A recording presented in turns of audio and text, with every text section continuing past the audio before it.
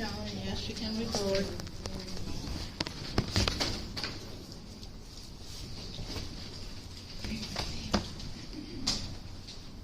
All right, this is Metabolism 2. We're covering the exemplars, syndrome of inappropriate secretions of antidiuretic hormone. So I will always be calling this SIADH because this is a mouthful. And the deficient one is diabetes insipidus. And when you think about antidiuretic hormone, the one that's deficient, you're going to put out a lot of fluid. Thank you. Going to put out a lot of fluid. There is a role.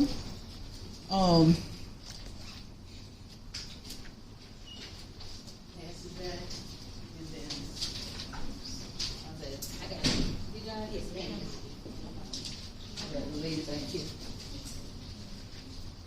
All right. So I'll be referring to them as DI and SIADH. I'm going to start off with kind of a refresher for you all because I believe you all have had this in at least some chemistry, either whether it was high school or college or in biology, I'm not sure. Can't remember where I learned. Alrighty. The interrelated concept with this is actually cognition.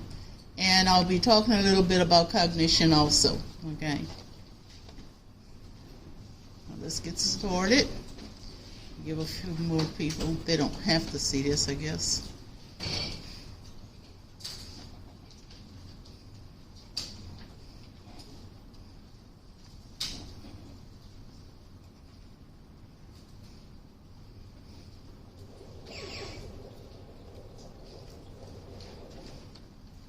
Before we take a look at how osmosis and chemicity affect the cell, let's review what each of these terms mean. Osmosis represents the diffusion of water across a semi-permeable membrane. The term tonicity refers to the relative solute concentration of two environments separated by a semi-permeable membrane. In other words, by comparing the tonicity of the solutions, you can determine the direction in which osmosis will occur. To demonstrate how tonicity affects a cell, let's place some red blood cells into a beaker containing pure water. In this case, the solute concentration is greater inside the cells than in the surrounding water. In other words, the contents of the cells are hypertonic in relation to the hypotonic contents of the beaker. Because of this, osmotic pressure results in the diffusion of water across the membrane and into the cells. Over time, if enough water enters the cells, the cell membranes may burst. This is called lysis. Now let's place the red blood cells in a beaker containing a solution of salt, such as sodium chloride. Since the contents of the beaker are hypertonic in relation to the interior of the cells, the water within the cells will diffuse across the membrane and into the contents of the beaker. This causes crenation, or shrinking of the cells. If the red blood cells are placed in a beaker whose contents match the tonicity within the cells, then there is no net gain or loss of water. The environments within the beaker and inside the cells are said to be isotonic, or the same. An important thing to remember is that osmotic pressure always causes water to move from a hypotonic environment toward a hypertonic environment. In other words, water moves toward areas of high salt or sugar concentrations. This simple process is used to drive the operation of our kidneys and explain some of the physiological consequences of diseases such as diabetes.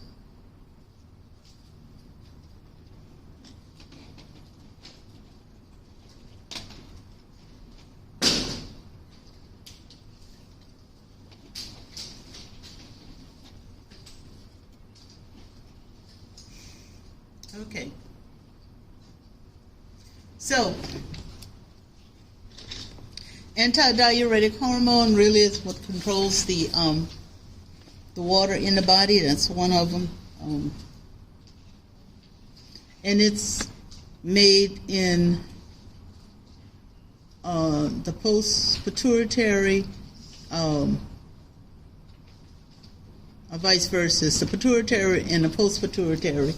One actually makes the ADH and the other one releases it. So when you have excessive, that means it's going to hold on to fluid. So the SIADH is going to have the body holding on to fluid, where DI is going to release it. And they both affect the osmolality of the blood. When I say osmolality, I'm talking about the solutes within the blood.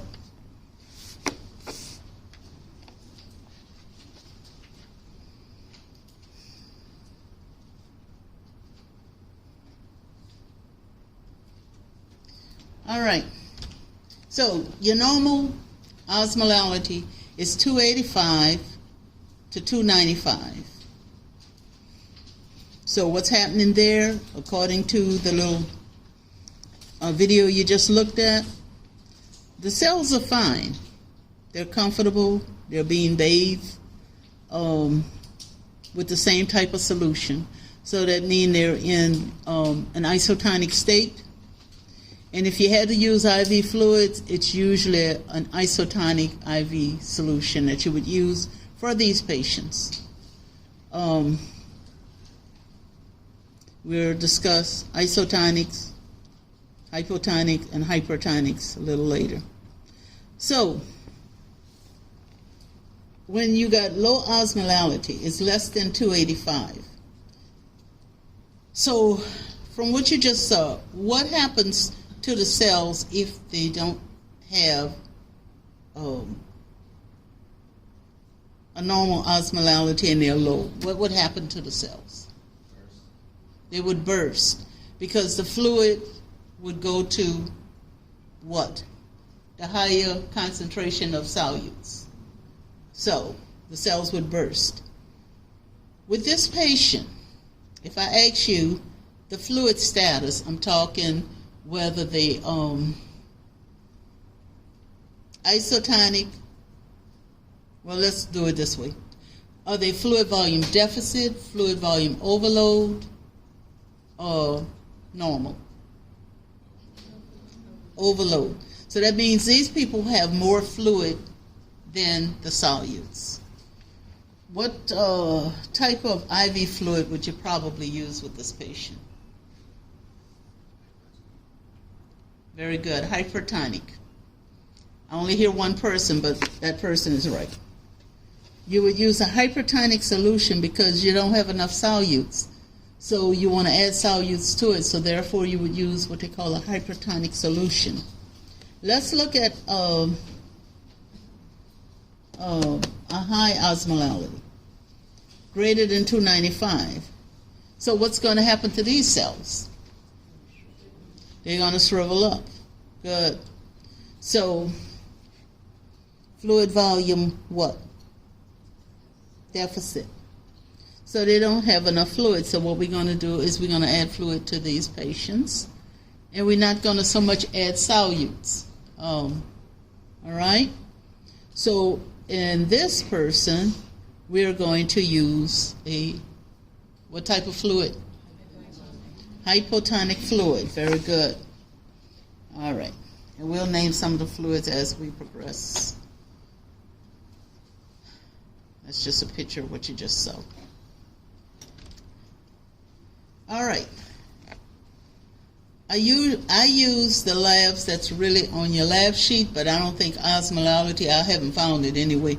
Osmolality is not on your lab sheet, so I use a book that's called Beganda. That's kind of the one that they wanted you to get in level 1. And this is the type this is the norms that's actually going to be on the test. You don't have to worry about memorizing them because they're on the test now. So your norms will be there. You just have to know what to do with them. Now, I'm going to get you to work out a calculation. All right.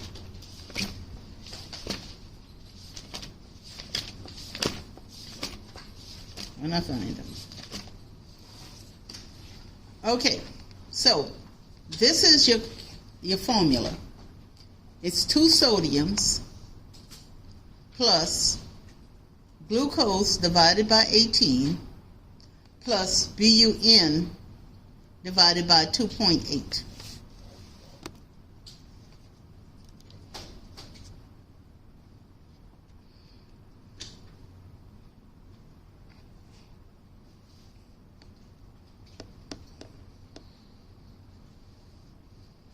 All right? So let's do this first calculation. Your sodium is 155. Your glucose is 72. Your BUN is 20. Again, your sodium is 155. Your glucose is 72. Your BUN is 20. So what you do is you add all your operations together, and it's going to give you a number. And when you got it, give about at least a minute or so for some people that might have taken a little longer to get it. I'll ask you for the answer when I need it.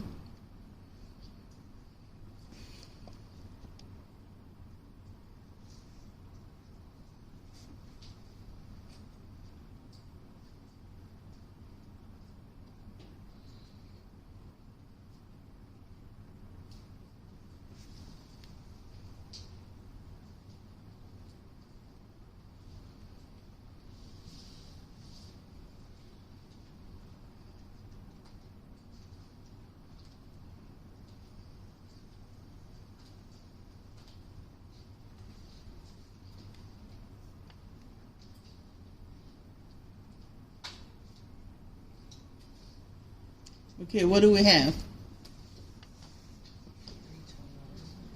Correct. 321. Okay, so just remember, when you work it out, you say 2 times whatever that sodium is. You leave that there. Then you divide the 72 by 18. Then you divide the 20 by 2.8. Then after you do that, you add all those together. And that's how you should come out with the answer. So it's 321. So from the little exercise we did earlier, is the osmolality high or low? It's high. Is this patient fluid volume what? Deficit. All right. And the fluid replacement for this patient would be hypotonic. So you would use like half normal saline. All right. One more. The sodium is 131. The glucose is 80. The BUN 2.8.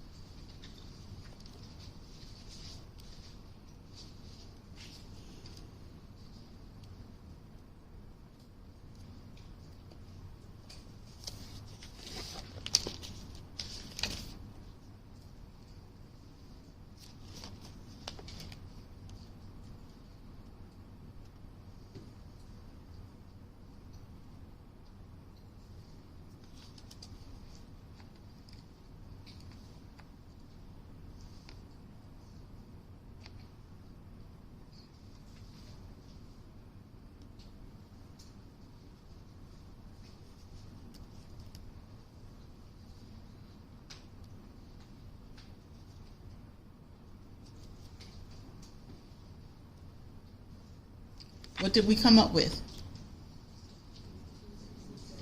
267.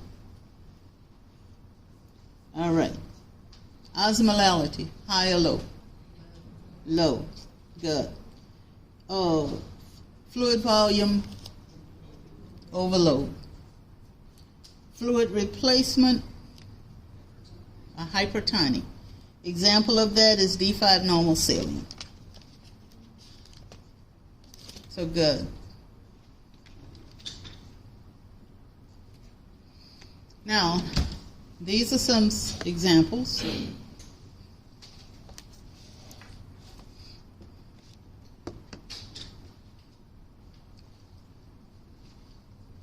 Do you remember what Ms. Quayle said about D5W? Why is it in two areas? Do you remember?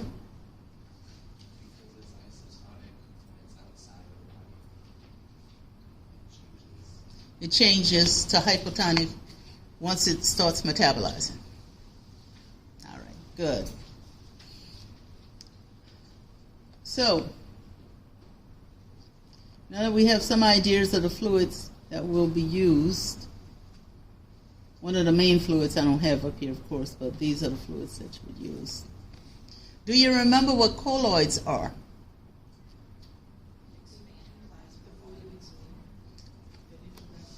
Yes.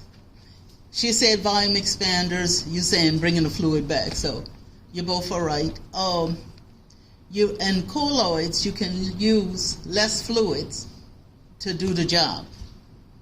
But crystalloids are the ones that's in the box under the hypotonic, the isotonic, and the hypertonic. So you can use less fluid.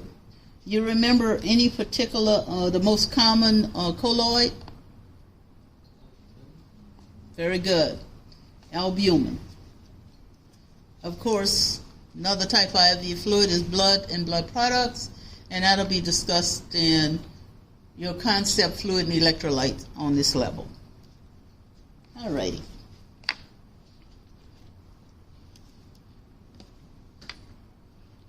Good.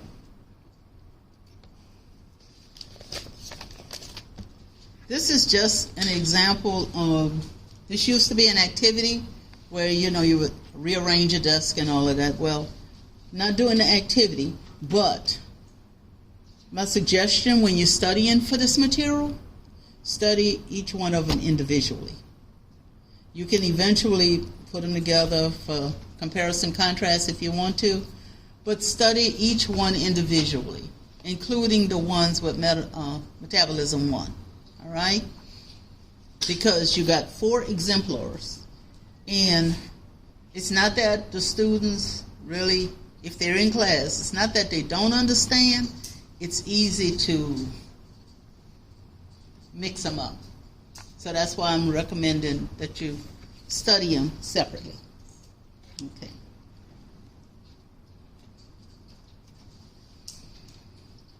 All right, you got multiple reasons and types of diabetes insipidus. The primary is usually up in the pituitary and the post-pituitary. I mean, there is some malfunction in that area. That's what's the primary. The secondary is usually caused by either tumors, neurosurgery, being hit in the head, those type of things. Anytime you manipulate the head, or if you're inside and you're doing neurosurgery, if you manipulate the pituitary, post-pituitary, it could either cause too much to be released or not enough to be released. So that's how you would get that secondary issue. The nephrogenic is, of course, the kidneys are not responding to the ADH properly. So the kidneys are not responding to the ADH properly. And there are multiple drugs that can cause this, but I'm only going to name 2. And that's lithium, which I don't see them used too often. I guess they use them in the older adults that had been on lithium all of their lives. But lithium and demoxycycline. Now, demoxycycline is actually an antibiotic, but is DEMECLOCYLINE.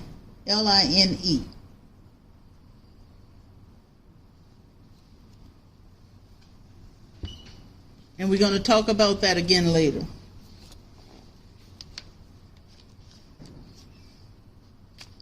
Because it's used to treat something else.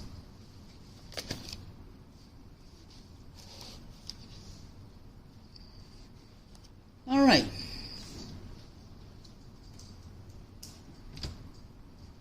Assessment findings, assessment cues. With this particular disorder, we're about to talk about diabetes insipidus. With diabetes insipidus, they put out a large amount of fluid, anywhere from 4 to 30 liters within a 24-hour period. I've never seen 30 in my life, never even seen 24, because I believe we catch it before it gets that bad, unless it's someone that just happened to get injured on the road, I guess, and then we don't know. But I've never seen it that high, but this is textbook, so that's kind of what the textbook says.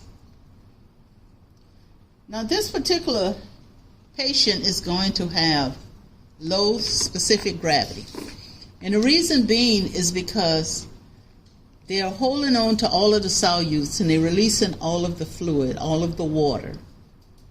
So if they're releasing water, it's just like turning on a faucet. And what the specific gravity measures is the amount of solutes that are in the urine. So if it's only releasing water, the solutes are going to be extremely low in the specific gravity. So the low specific gravity, it can get less than 1.005. It can get less than 1.005. And this is usually found in rapid dehydration. So this patient is losing fluid and losing it fast. All right. They would have that increased urinary frequency. They would have an excessive thirst. So, cardiovascular, hemodynamic-wise, what would happen to the heart rate? It would increase. Weak, thready, increased, all right? What about the blood? Hemoconcentration or hemodilution? Concentration, because you done lost all of your fluids. So it's going to be hemoconcentrated. All right, good. Oh, and of course, we talked about the poor skin turgor last week. Well, you still have that poor skin turgor. You have that diluted, very diluted urine. Neurologically, you're going to have thirst issues and you're going to have decreased cognition. The decreased cognition is happening because the sodium and all of that, and that dehydration will cause a decompensation of your cognition. Cognition is interrelated to this concept. So it's interrelated concept to metabolism too. All right. They can have irritability, lethargy, and even coma.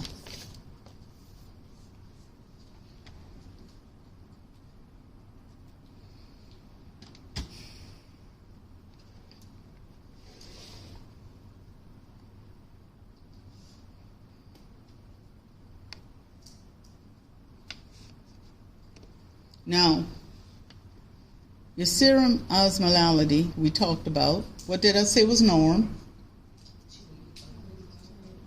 285 to 295, right. So with this patient, the DI, we're talking DI, anything greater than 295 is considered high osmolality. All right? The urine osmolality is kind of got a really big span, and we don't measure things normally to that urine osmolality, but it is there, so it's anywhere from 50 to 1200. So even though it says the urine osmolality for DI can be less than 200, but you got to look at other things to make sure everybody that's less than 200 is not, less than 50 even, is not in DI. It depends on the amount of fluid that they take in. Like me, for instance, today, I only drank 1 bottle of water. That's 2 cups? Yeah. I don't like to run to the restroom when I have to work, and that's a bad habit. So don't pick that habit up when you start working in the workforce. Get your hydration in. Go when you gotta go. We tend to put other people before ourselves, so it's like, okay, I can't leave this patient. You need to get somebody to look over the patient while you do what you have to do for you. I don't know, that's just that caregiving mentality, like I'm the only one can do it. No, I'm not. I walk out this door tomorrow, somebody else can teach this lecture. So just remember, take care of yourself as you progress in your career, and you'll be healthier for it, to be honest with you. All right, now, the sodium, I told you the sodium would be high in this patient. So this patient would be hypernatremic. All right? Patient will be hypernatremic.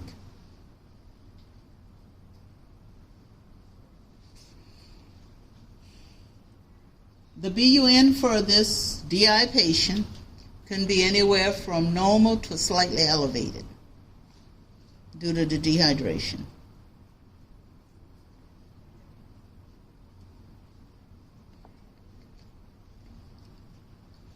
Now, the elevated sodium could do just like low sodium. It can actually give you cognitive changes. The patient can have seizures, agitation, and even comas if that sodium is not balanced. Now, before I go to treatment, do you all have any questions?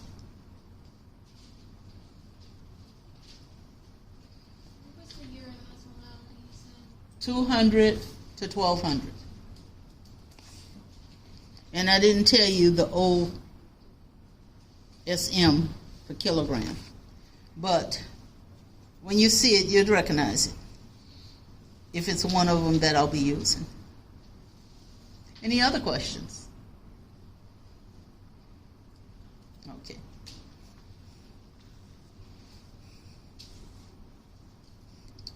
All right. So, the treatment for DI. We're going to do volume replacement because, to be honest with you, this patient can become hypovolemic. So, what type of fluid we said we were going to use? Hypo, with the O, right? Because they got a huge amount of solutes. Now, you may not know, or you may know how, but how you replace it is you replace what they lose, especially if they lose a very large amount. You replace whatever your urine output was, or all your output. I'm saying urine, but any output from this patient, you're going to replace it.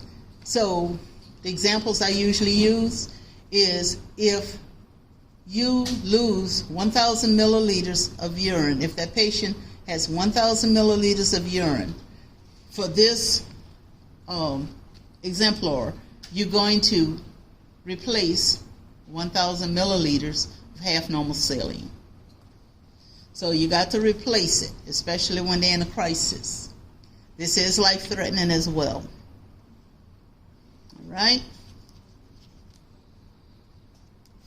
Do I need to repeat? You good? All right.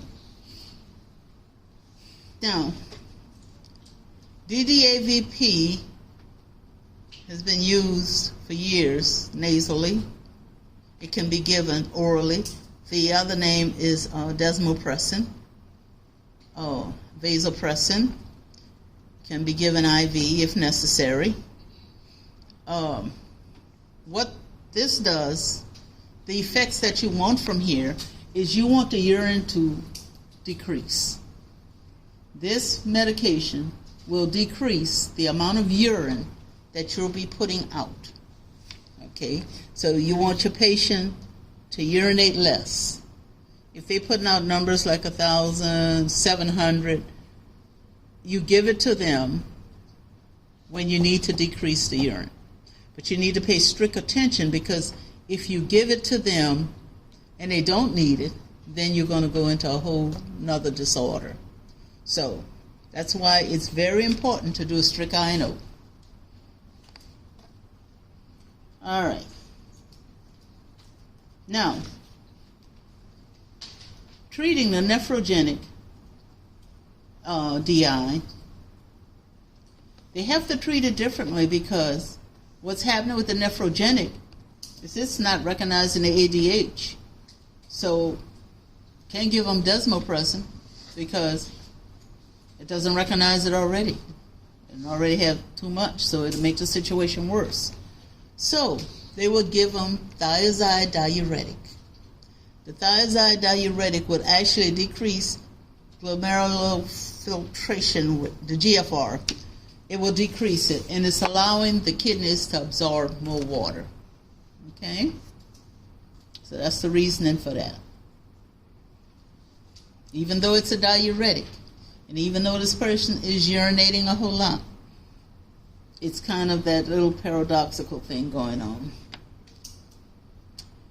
And also, they put them on a low sodium diet, even though, they hemodiluted, they still put them on a low sodium diet. They want to get the water out of the body. And the reason they put them on a low sodium is because water and salt travels together, right? So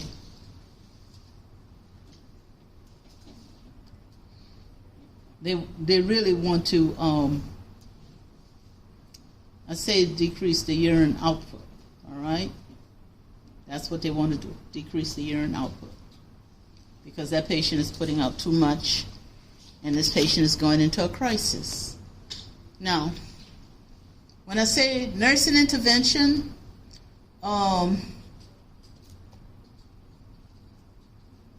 nursing actions, what the nurse is going to do, what action will the nurse take? Those are the kind of ways that those questions will be asked. Early detection of dehydration, we kind of already talked about dehydration. We talked about as far as making sure that you do INO correctly. So they're on strict INOs.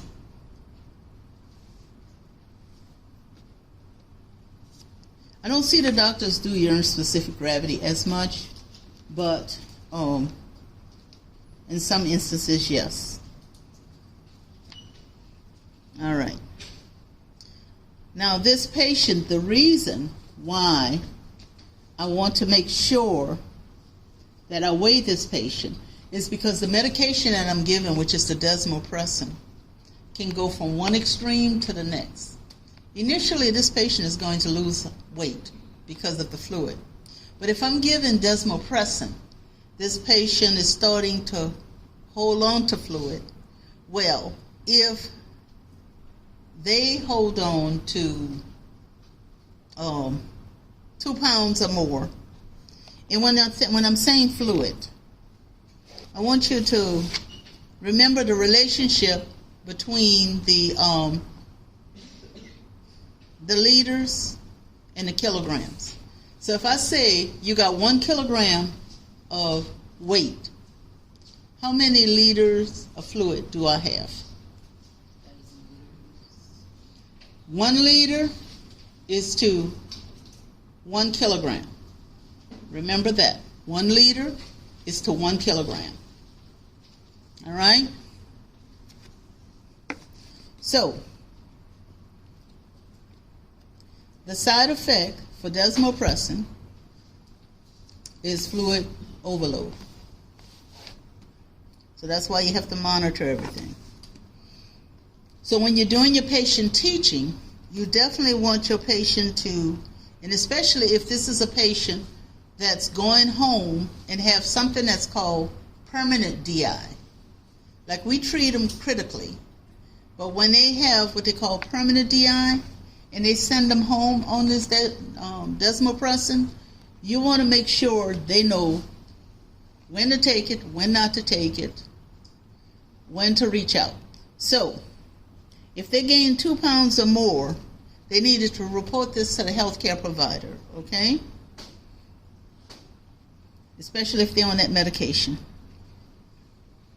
Now, some other side effects of desmopressin. It comes in oral. Well, what would happen with the oral is that they'll get ulcers in the mouth. That's what will happen with the oral desmopressin. The nasal, some people get tightness in the chest. So with the tightness in the chest, they want to seek another alternative to giving this medication. All right? Now,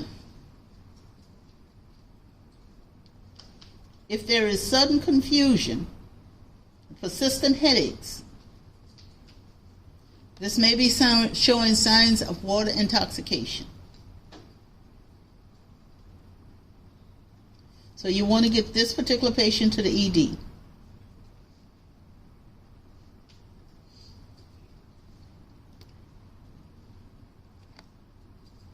And if they have permanent DI, they would want to get a medical alert ban so that that's something that can be picked up right away with any healthcare provider.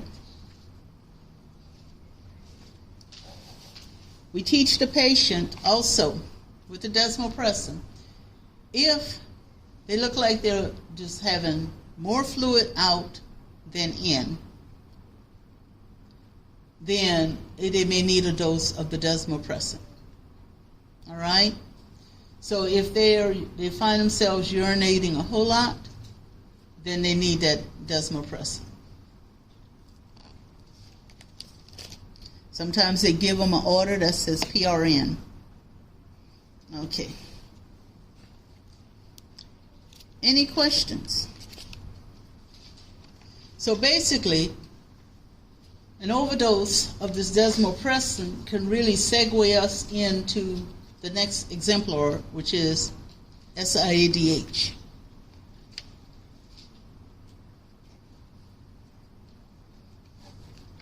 Several things can cause this, even an ADH excreting tumor. We call it oak cell cancer of the lungs. The only thing you can do about this is kind of treat the patient or give them the ADH or whatever, or they're having too much ADH and they have SIADH. So they need to treat things like the sodium might be low and different things like that. So they treat the complications of, and they treat the cancer. Cancer is one of those situations that sometimes you just have no control over. Now, the same thing, CNS disorders, the head injuries, the neurosurgeries, and infections. All of this can lead into SIADH. All right? Remember, I say any manipulation of the pituitary or the post-pituitary can possibly cause either SIADH or DI. So now I'm talking about SIADH. I already have the list of drugs here. I'm sure this is not all, but it's a list of drugs that can actually send a patient into SIADH.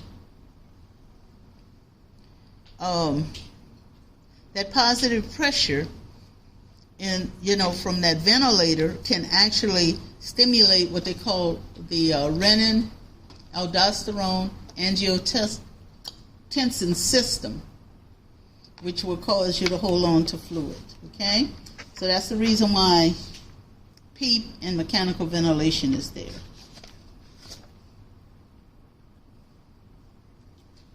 Any questions before the next slide here? You good? All right.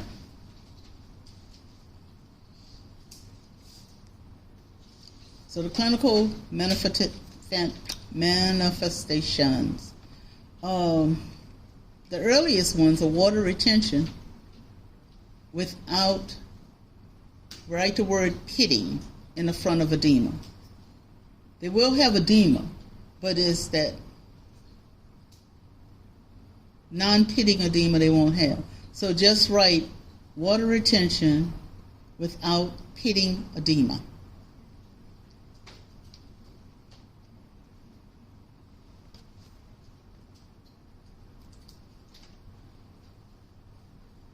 As far as the GI disturbances and the nausea, vomiting, and anorexia, that's just some of the early clinical manifestations that I'm not going into a lot of details about. So, you remember the other one had weak thready pulses. This one has full bounding pulses. That was so sweet. Full bounding pulses, okay?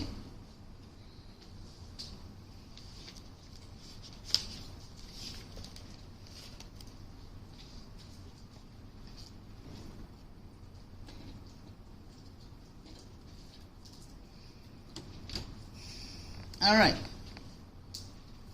Let's look at the serum osmolality for this one.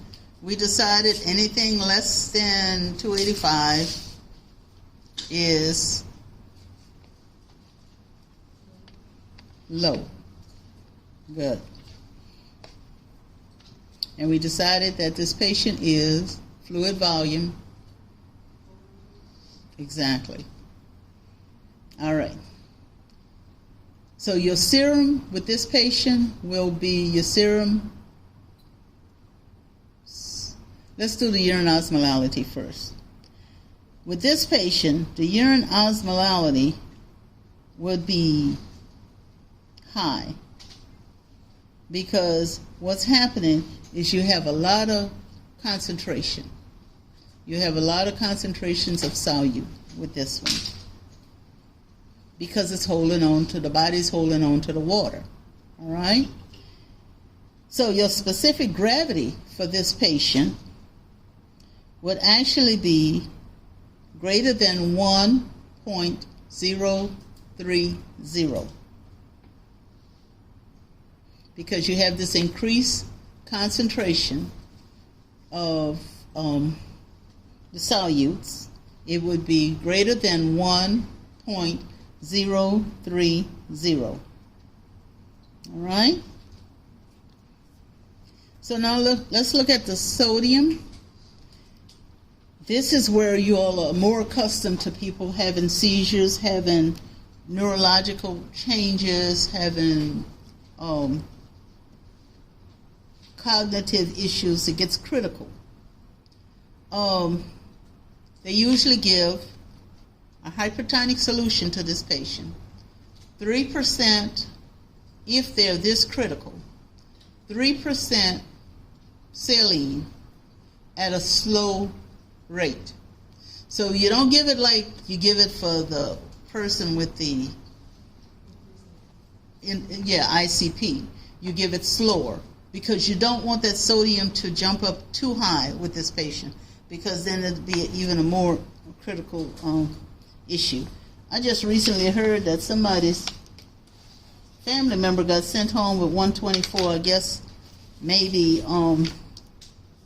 because they were more mature or whatever, but they did bring it up in slow increments, and they sent them home with 124. So the person hadn't had any problems. So just know that in this world you have what they call evidence-based.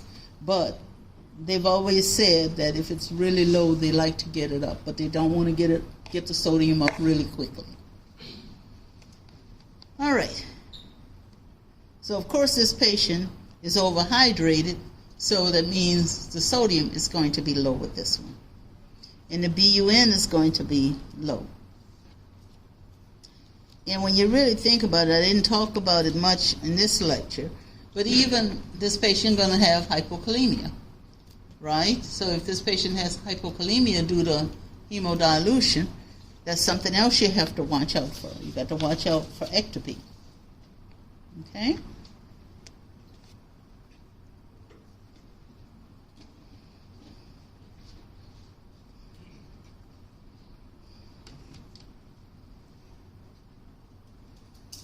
Come back for 126, and we'll start talking about the treatment of SIADH.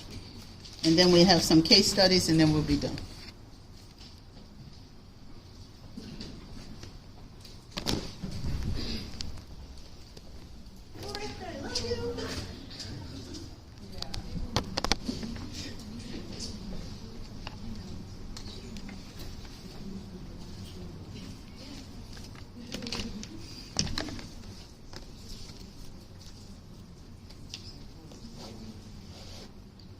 Okay, we're going to start talking about the treatment of SIADH.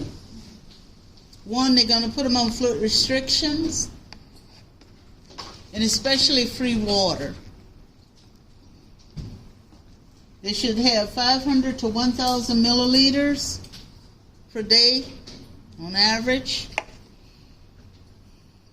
I already talked about the 3% saline. We're going to give it slowly because we don't want the sodium to rise rapidly.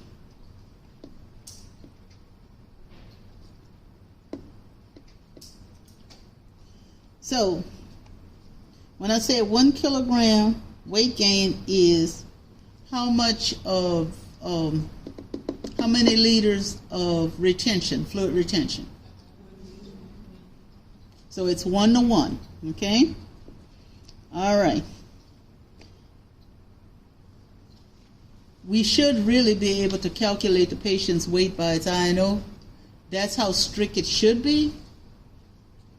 Most of the time it's not that strict, but I was very impressed by some numbers I saw yesterday. There's something that's called a net, and that's the difference between the intake and the output. And within a 24-hour period, they had a net of plus 14.2. I thought that was really good. That means when they say plus, you got a little extra. But I thought that was really good.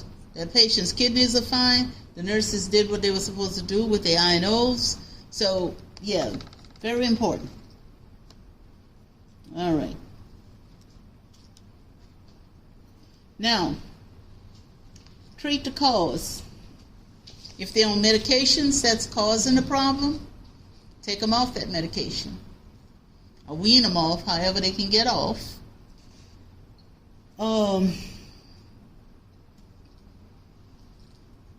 The cancer patient, treat, whatever complications they may have from it. Now, with this SIADH, what they want to do is send this patient into DI. All right? So, the desmocycline that I spelled earlier, we want to remember that, along with Lasix, will cause a DI. What we're trying to do is we're trying to push the fluid out of the body, the excess fluid. So we're trying to create a DI in a patient with SIADH. Okay.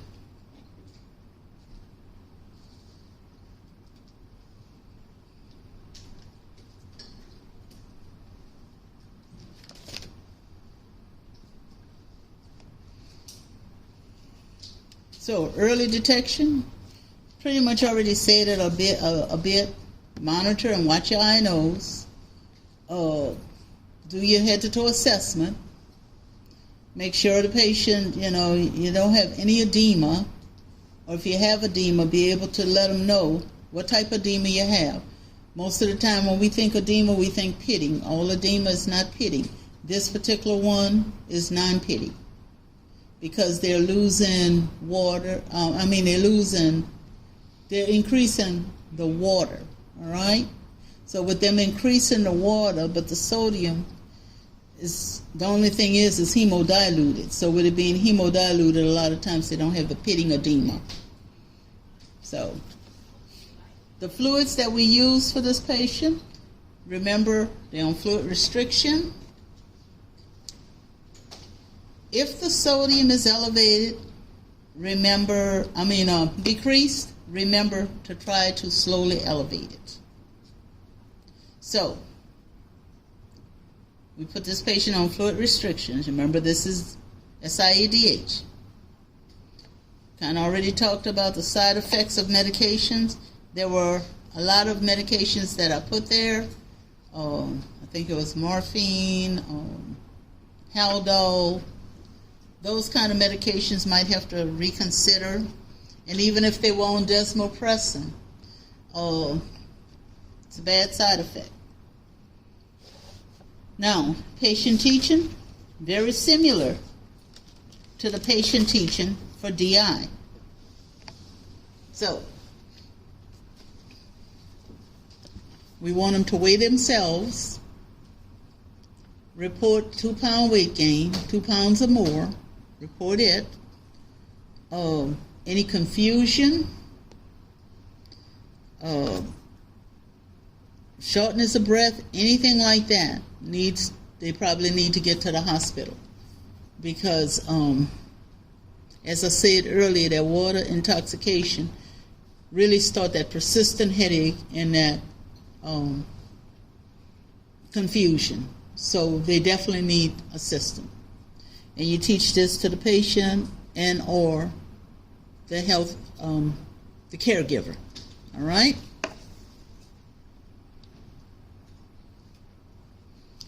All right, so before we move on to the case study, do you all have any questions?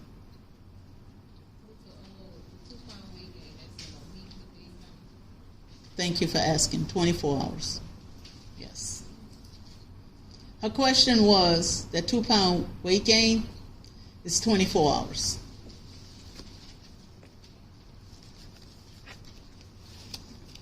Any other questions?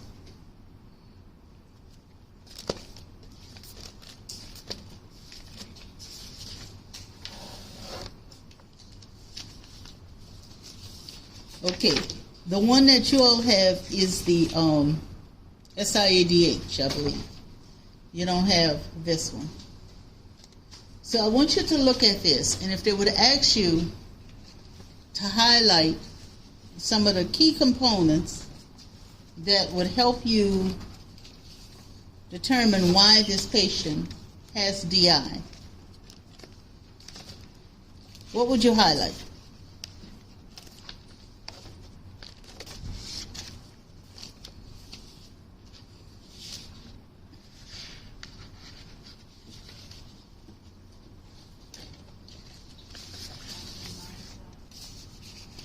I heard nonstop.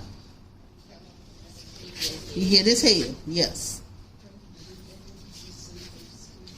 Exactly. Drinking a large amount of fluid. Can't seem to stop. You have a head injury here, right? To the point where you have a hemorrhage. So all of those things are cues to kind of lead you toward the diabetes insipidus. I'm telling you it's diabetes insipidus. They may not tell you. They just might ask you about the cues. All right.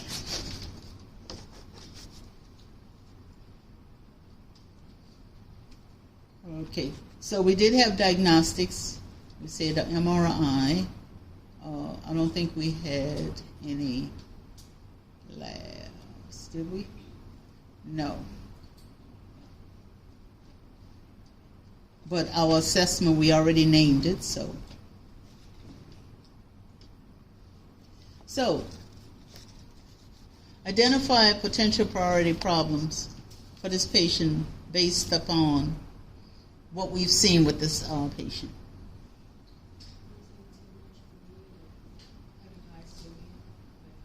That have high sodium, right?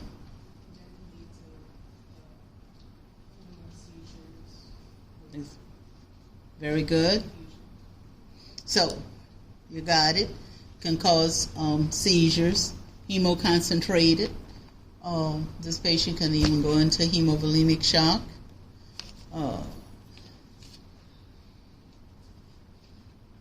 Any head injury can probably lead to respiratory issues. Okay, it just depends on where it is. So, identify nursing measures that would assist the patient to maintain an adequate fluid balance. So we would follow the orders to do what with the fluids? Replace. This patient is fluid replacement, okay? That's the biggest key here, replacing the fluids, given the desmopressin if in fact it is ordered to kind of slow down the urine output, correct? We want to pay attention when we give it because we don't want this patient to go from putting out way too much urine to putting out no urine at all. And your vasopressin is what would actually slow the urine flow down. That's the outcome I would want with that. Okay? All right. So let's see.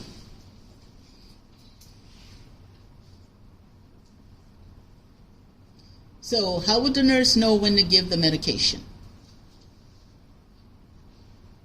Because if putting out too much, right. Because it says as indicated, meaning if they're not putting out a lot of urine, then there's no reason to give it. And we already said our safety concerns is like the patient could have seizures or, we can even have cardiac and cognitive issues. Okay, good. We're almost done.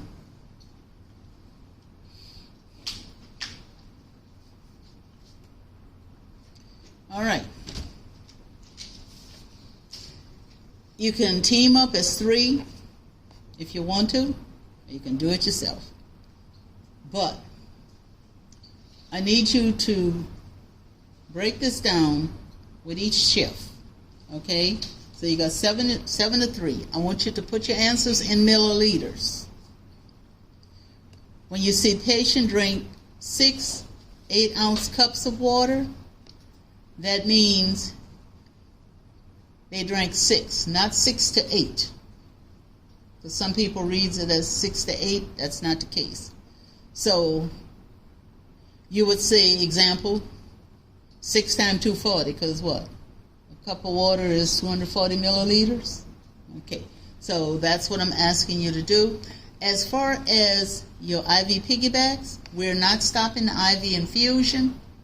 So you have that as well. So I'm only going to give you this part right now. And we're going to talk about each shift, and then we're going to talk about the 24 hours. I'll give you the answers for the 24 hours. And then I'm going to ask you a question in regards to vasopressin. So that's the reason we're even going through this.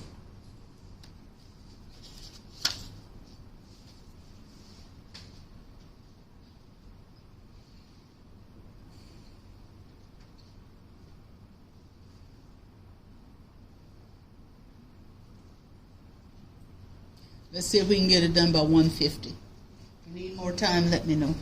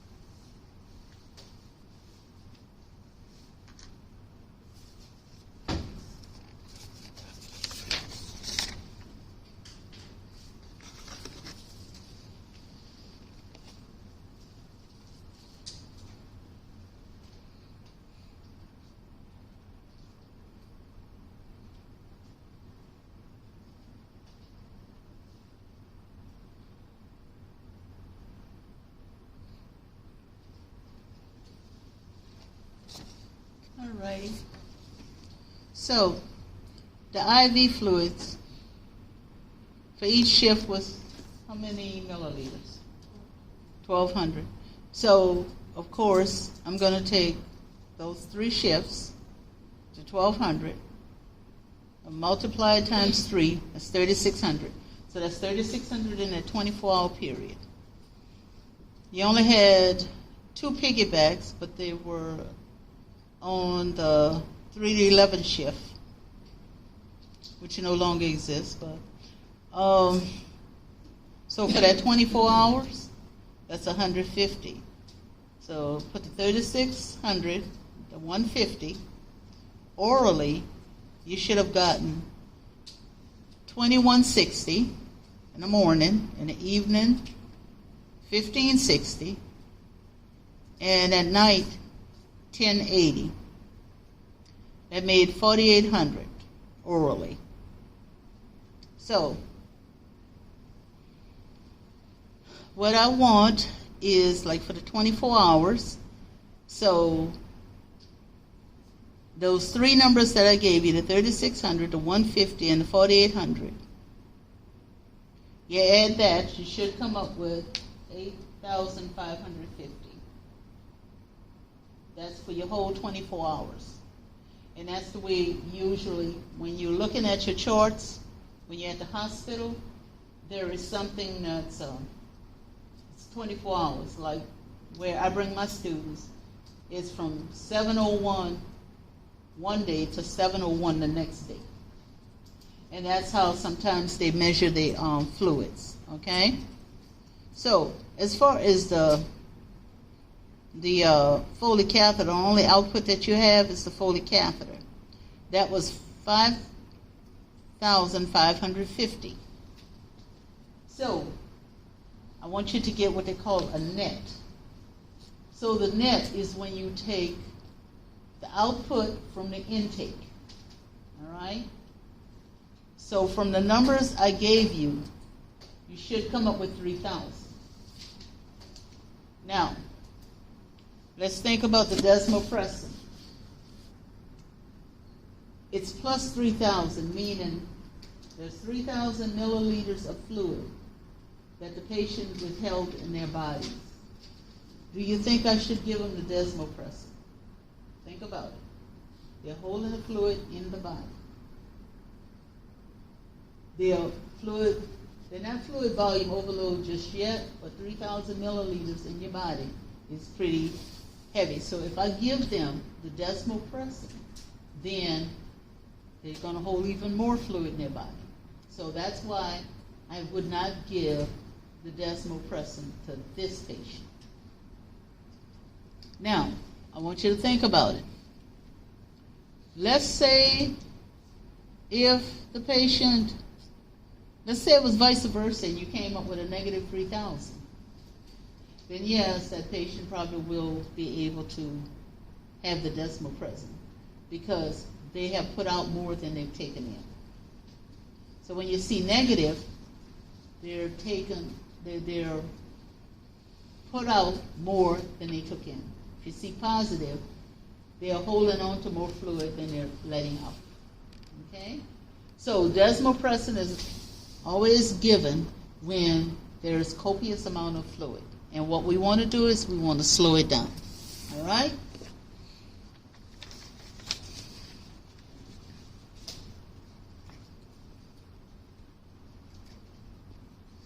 I think you have this copy.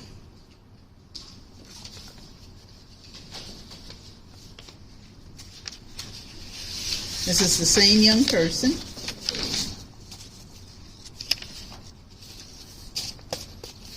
I want you to look at it, and I want you to determine what are some cues in here, like your lab findings, that would lead you to diagnose SIADH.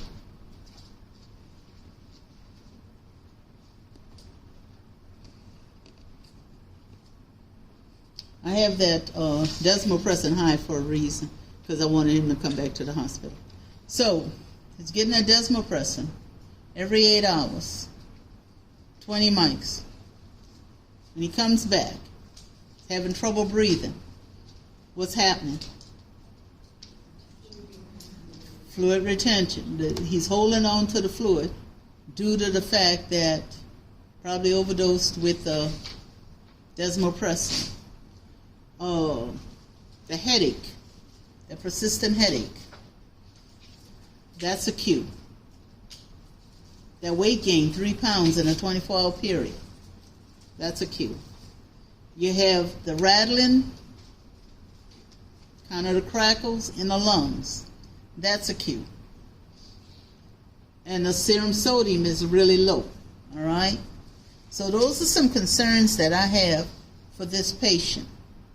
So I do want to get that sodium up. What am I going to do about that?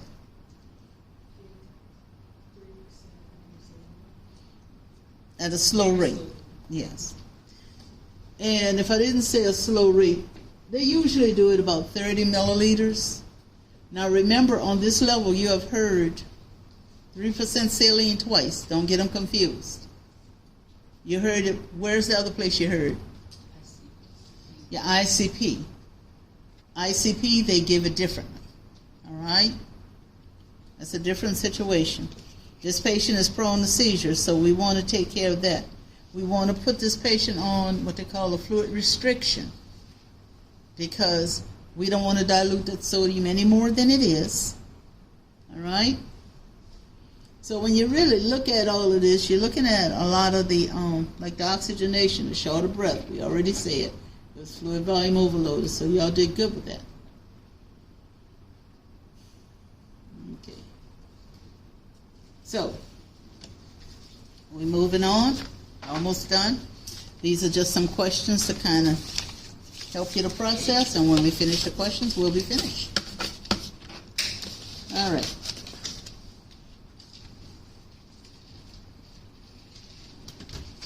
This is the select all let apply.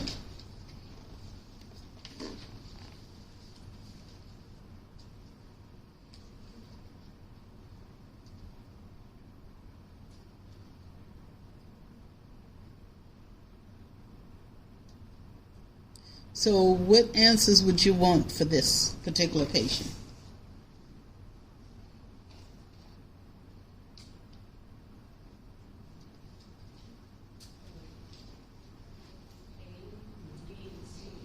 Good. A, B, and C.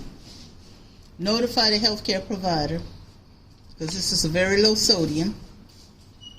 Pad the rails or the bedding, because this patient is prone to seizures. Maintain an IV. Looking at 115, you may have to give this patient 3%. You wouldn't give this patient nasal vasopressin because that would worsen the situation. That is used for DI. And this patient is on fluid restriction, so you wouldn't put the fluid there. Very good. All right.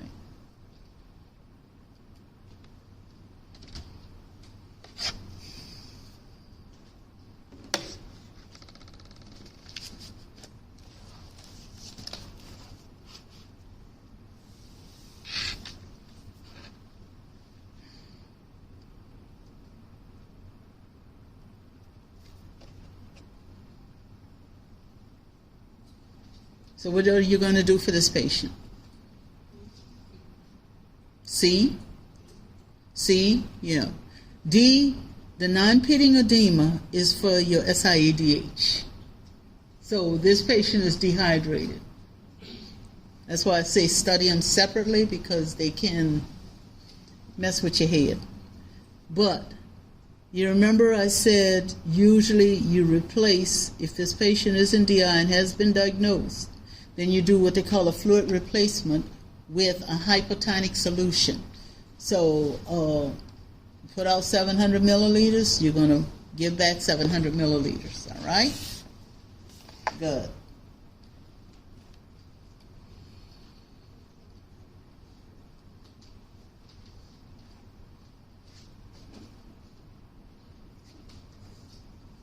Okay. All right. This is a next-gen style called bow tie. Now don't read into the question. Read exactly what it's saying. What we're going to do first is we're going to do the potential condition. All right? Then we're going to look at the actions taken, and then we're going to see what we're going to monitor. So let's see which disorder you think this would be, or condition you think this would be. The middle one? Because it put out 5,000 milliliters in 2 hours. That's a lot, huh? So we know the potential condition is diabetes insipidus. What are you going to do for diabetes insipidus? So look at the row that say action taken. Check the specific gravity. What else?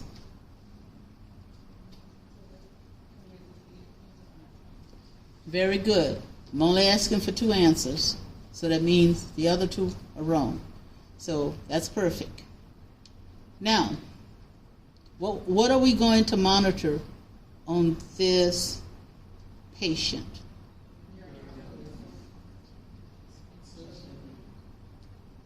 Let's see. And what else? What about the blood pressure?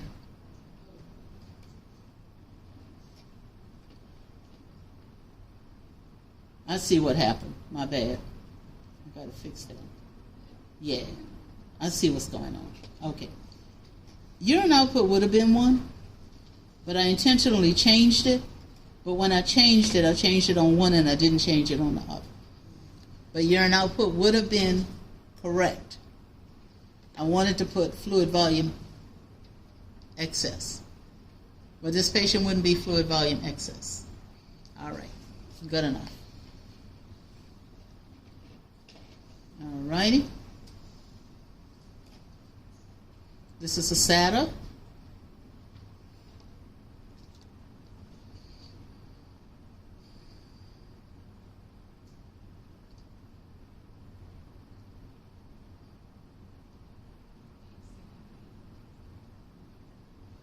You said A, C, D, and E. Okay. Very. Okay. Now, just out of curiosity, why did you say C? Okay. That's okay. I think you were just trying to check me out.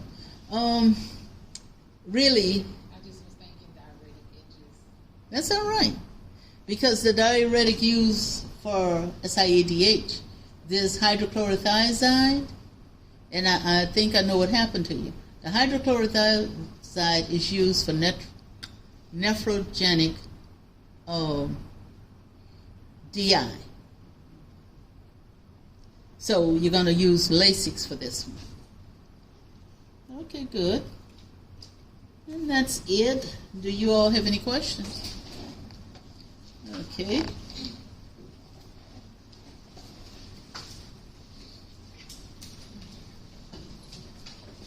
Now this morning I finished 3 minutes earlier. And with you all, I finished 20 minutes early. It's the same lecture. Don't know. Y'all have a good day.